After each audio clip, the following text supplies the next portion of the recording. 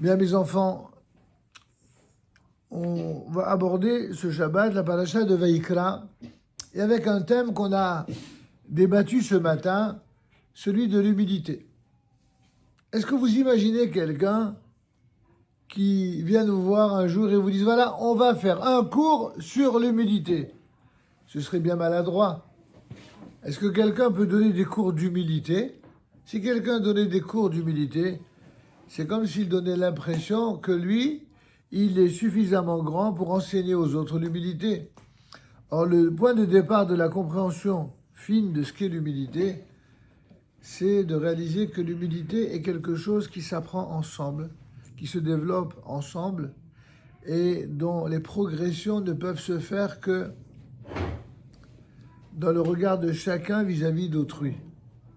C'est un peu ce que nos sages veulent nous faire comprendre lorsque, dans le tout début de la paracha de Vaïkra, c'est l'un des cas où il y a une toute petite lettre qui est écrite dans le Sefer Torah, et ceci pour nous enseigner l'humilité de Moshe Rabbeinu, de Moïse. C'est comme Vaïkra el Moshe, Dieu appela Moshe. C'est comme si le Aleph était le Aleph du Ani, quoi, moi. C'est vraiment moi qu'on appelle, comme si Moïse était d'une certaine manière arrivé à un niveau de telle grandeur qu'il ne se considérait pas comme suffisamment grand pour aller aux commandes d'une responsabilité. D'ailleurs, vous avez deux catégories de dirigeants. Ceux qui non seulement se disputent, et vont à la course au pouvoir en n'hésitant pas un seul instant à dire du mal d'autrui, à évincer autrui, à dire du mal ou faire dire du mal à autrui. Ça, c'est indigne d'un bon dirigeant d'après la tradition juive. Et il y a le dirigeant qui mérite d'être un dirigeant. C'est celui non pas qui se met en avant, mais que les autres vont chercher, que les autres mettent en avant, dont les autres recherchent la responsabilité. Vous comprenez la différence? C'est la différence entre quelqu'un qui se met en avant. Mon père me disait toujours quand j'étais tout jeune, quand j'avais votre âge, il disait, tu sais mon fils, quand tu arrives pour la première fois dans un endroit, tu te mets au fond. Non pas comme le font certains qui sont au fond pour faire le chahut. Vous savez, dans les classes, c'est souvent les cancres qui se mettent au fond parce qu'ils ne veulent surtout pas être interrogés. Mais à l'inverse, lorsqu'on va dans une synagogue ou dans un endroit où les gens sont là souvent pour se mettre en avant, alors on se met au fond. Il vaut mieux qu'on dise à quelqu'un, tu sais, ne restez pas au fond, venez, il y a de la place devant. Donc, il vaut mieux que du fond, on vous amène vers l'avant, plutôt que vous vous mettiez aux premières places et qu'on vous dise, monsieur, excusez-moi, c'est pas votre place ici. C'est une démarche d'intelligence et d'humilité à la fois. Alors, dans sa très grande humilité, Moshe Rabbeinu voulait ici simplement écrire Vaïkar, dit le Midrash, qui désigne en fait une rencontre fortuite pour les besoins d'une cause précise, comme cela avait été le cas par exemple pour Bilam. Tous ceux, n'est-ce pas, qui arrivent au pouvoir parce qu'ils veulent le pouvoir, ils doivent savoir d'emblée qu'ils sont sur un siège éjectable et que, à la manière dont ils sont arrivés au pouvoir, eh bien, ils seront évacués du pouvoir. Si ce sont des gens méritants, alors ils resteront le temps qu'ils resteront. S'ils ne le sont pas, eh bien, ils termineront mal. Pourquoi? En raison des conditions dans lesquelles ils sont venus au pouvoir.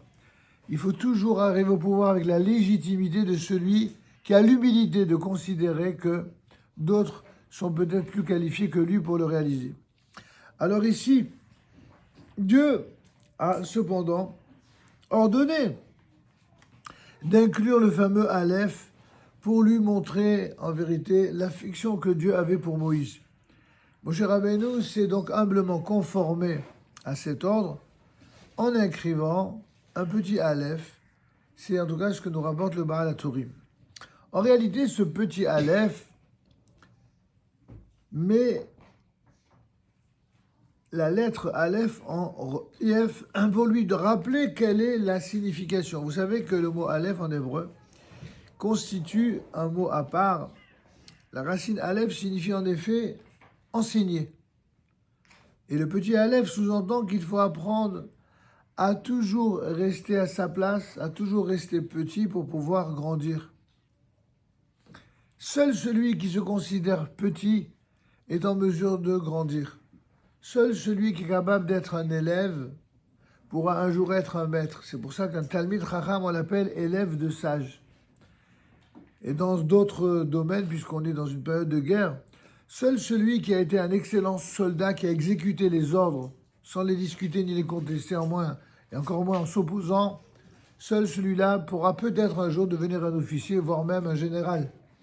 Mais quelqu'un qui est un effronté, qui refuse de respecter les ordres, celui-là ne pourra jamais être un général, et s'il le devient, c'est une catastrophe pour l'armée qu'il est censé diriger, et c'est une catastrophe pour la nation qu'il est censé protéger. Eh bien ici, personne ne pouvait mieux transmettre cette leçon du Aleph que Moshe Rabbeinu, qui n'était pas seulement le plus grand de tous les prophètes d'Israël que l'Israël n'a jamais connu, mais il a également été l'homme le plus humble de la terre, comme Dieu lui-même en atteste dans la Torah, puisqu'il est dit de la bouche de Dieu lui-même que Moïse est l'homme le plus humble que la terre ait porté. Alors, on a ensemble débattu pour savoir qu'est-ce que c'était que l'humilité. Chacun d'entre vous m'avait donné des réponses très intéressantes. Et j'aimerais en faire un petit peu la synthèse. Les uns m'ont dit que l'humilité, c'est ne pas être égocentrique, ne pas ramener tout à soi. C'était intéressant comme réponse. D'autres m'ont dit que l'humilité, c'était avoir la capacité d'être au service des autres plus que pour soi. C'est un peu distinct, même si ça ressemble à la première réponse. Quelqu'un d'autre m'a dit que l'humilité, c'est ne pas se surestimer. Magnifique comme approche. Effectivement, il y a des gens qui ont une telle haute estime de soi qu'ils considèrent déjà comme s'ils n'avaient rien à apprendre. Souvenez-vous ce qu'on vous a enseigné au Talmud Torah. La première chose qu'on vous enseignait au Talmud Torah lorsque vous avez démarré, c'est cet enseignement du Talmud qui dit « Apprends toujours ta bouche à dire « je ne sais pas ». Pourquoi apprends ta bouche à dire « je ne sais pas » afin que cela soit presque quelque chose de naturel, de trouver presque naturel quand on est en tout cas tout jeune, le fait de dire « je ne sais pas », de trouver normal de ne pas savoir quand on est jeune. Pas parce que quand on est jeune, on serait moins capable qu'à un âge plus avancé, mais tout simplement parce qu'on a beaucoup à apprendre. Toute sa vie, on a beaucoup à apprendre. Mais évidemment, quand on vient d'arriver sur Terre, quand on est tout jeune, on a encore plus à apprendre que lorsque on a déjà eu le temps d'apprendre. Apprendre de ses maîtres, mais aussi apprendre des échecs, apprendre de ses erreurs, mais aussi apprendre de toutes les difficultés de l'existence, de toutes les épreuves de la vie. Vous comprenez, mes enfants? Et donc, de ce point de vue, Moïse, il était doublement à sa place. Non seulement il se considérait lui-même comme quelqu'un de humble, mais il avait l'humilité intelligente. Ce n'était pas la fausse modestie. C'est quoi l'humilité intelligente? L'humilité intelligente, c'est la capacité de savoir exactement ce que chacun vaut. Soi-même peut-être et autour de soi. Mais de ne jamais croire que parce que on aurait quelque valeur que ce soit, que cette valeur nous permet de nous arroger le droit de juger les autres avec condescendance. Au contraire, quelqu'un de humble, c'est quelqu'un qui sait reconnaître la valeur réelle de chacun. C'est d'abord cela, quelqu'un de humble. Tout ce que vous avez dit est complètement vrai. Il ne faut pas tout ramener à soi, il ne faut pas se montrer devant tout le monde et vouloir écraser les autres. Tout ça, c'est vrai. Mais ça n'est pas que cela, parce qu'à ce moment-là, il n'y aurait aucun dirigeant. Tous les dirigeants, par nature de leur propre fonction, ils sont amenés à donner des directives, à donner des recommandations, parfois même à donner des ordres. Alors on va dire qu'ils ne sont pas humbles à cause de ça. Moïse lui-même n'a-t-il pas donné des ordres? Alors il ne faut pas confondre l'humilité avec le fait de raser les murs et de s'écraser comme une serpillère. Ça n'a rien à voir du tout, mes enfants.